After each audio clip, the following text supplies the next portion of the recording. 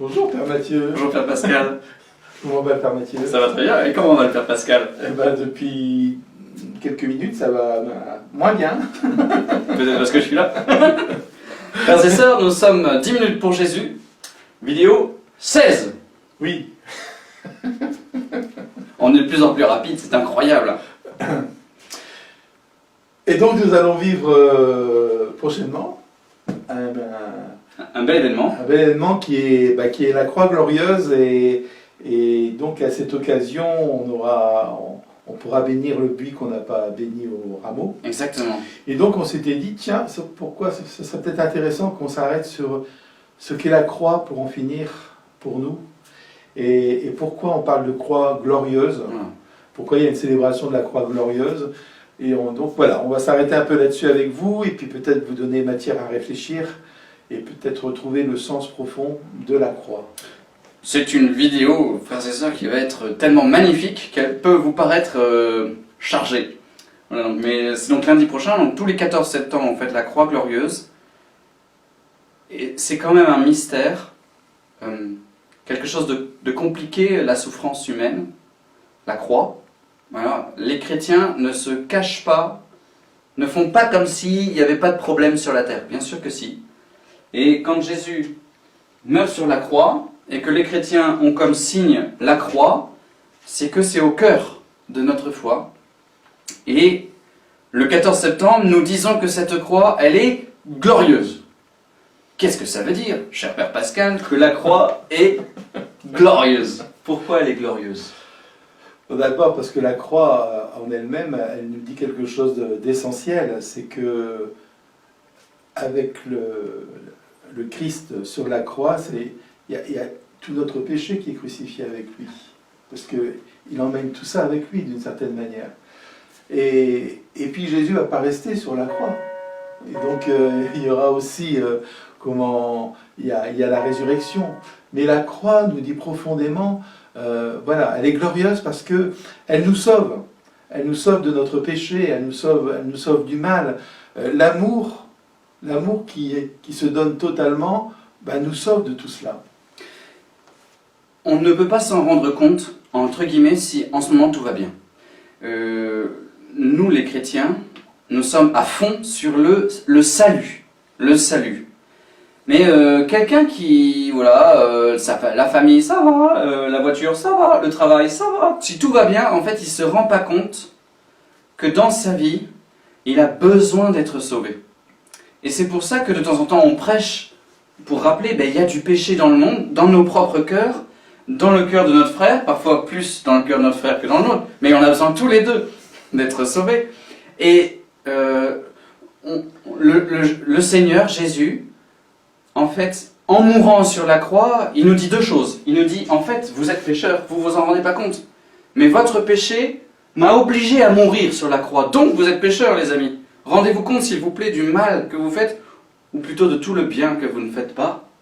Et tout en même temps, comme tu le disais, c'est un acte d'amour, puisqu'il donne sa vie pour nous en disant, je vous aime tellement que si vous l'acceptez, si vous acceptez de recevoir mon amour, je vous le donne.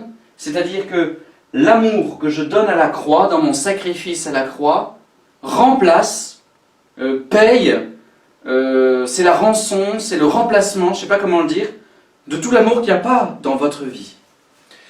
Oui, moi je crois aussi que la croix, elle est là aussi justement pour dévoiler notre péché.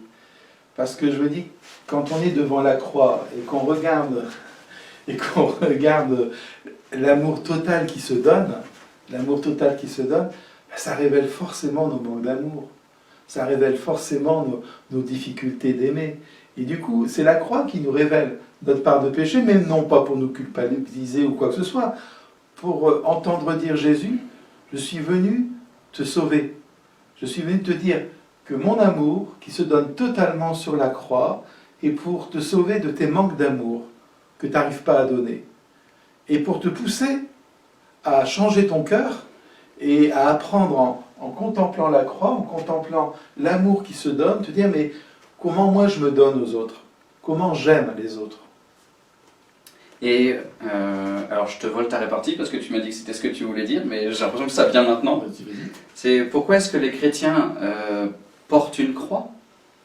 Eh bien, c'est pour dire les deux choses. C'est pour dire, ah, je suis sauvé par Jésus. Son amour infini. Alors sachant que lui, il est et Dieu et homme, vrai Dieu, vrai homme. Et donc son amour, il n'est pas humain, il n'est pas que humain, il est pleinement humain, mais aussi pleinement divin. Donc c'est cet amour infini, ce feu dévorant, cette... j'ai pas de métaphore pour le dire, ça me brûle le cœur à moi, donc je le dis, voilà, je le porte pour dire, je suis sauvé par cet amour-là. Mais je le porte pour une deuxième raison, c'est aussi pour dire, je veux aimer comme je suis aimé. Je sais que je n'y arrive pas. Pas toujours, parfois un peu quand même, parfois j'y arrive. Ça dépend des jours. Un peu. Mais je veux aimer comme lui. Il aime tellement, il se sacrifie pour moi, pour nous. Je veux apprendre, moi aussi, à donner mon cœur, même au moment où ça va pas, même au moment où on me fait du mal, même au moment où je suis triste. Je veux donner mon cœur parce que je sais que si je le fais, je lui ressemblerai et j'aiderai d'autres à vivre. J'apporterai le salut de Jésus à d'autres. Et on le voit par exemple, une maman et un papa, quand le bébé, le tcho, il pleure à 2 h du matin, quand il se lève, ben, c'est de l'ordre de Jésus souffrant. Ils sont pas en « Ouais, c'est génial, mon fils pleure, je vais pouvoir aller le consoler ». C'est plutôt « Non, encore une fois !» Et donc ils se lèvent, ils y vont. Et bien ça c'est de l'amour sacrifice, c'est de l'amour don. Et ça sauve le petit de son chagrin. Oui, et je crois que la croix aussi, on en porte tous dans nos vies. Oui. Et il y en a pour qui, parfois, elles sont très lourdes, ces croix. Et je me dis que quand on regarde Jésus sur la croix, on doit se dire une chose, c'est que toute souffrance, toute mort, conduit à la résurrection. C'est ça que la croix veut nous dire aussi.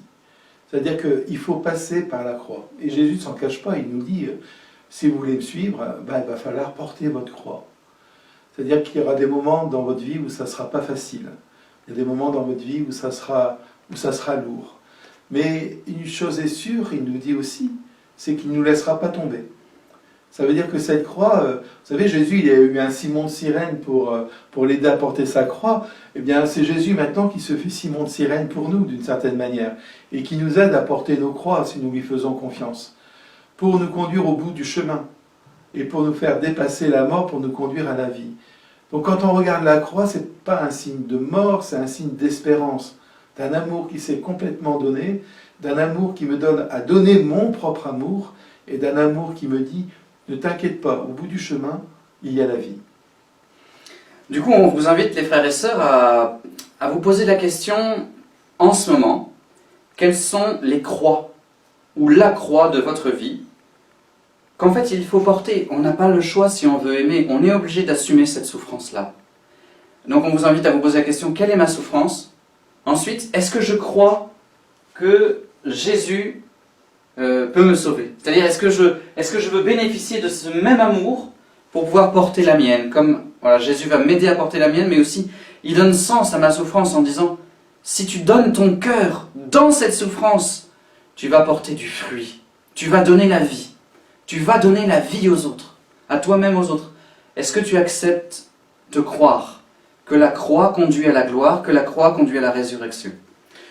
Oui, et je pense aussi que on peut être toujours les Simons de Cyrène de quelqu'un.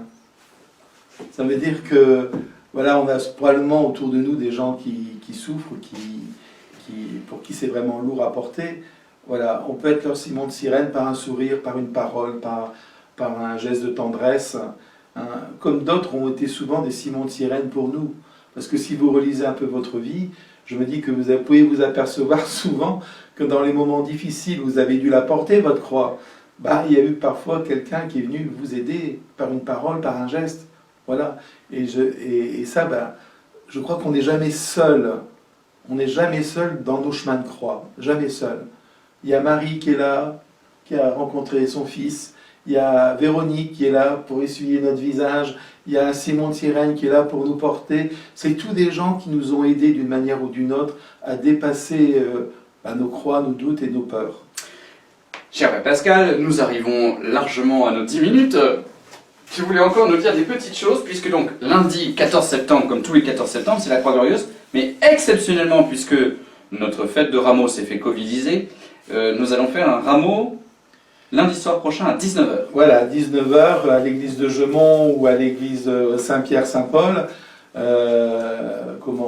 On bénira les rameaux à un moment donné de la messe.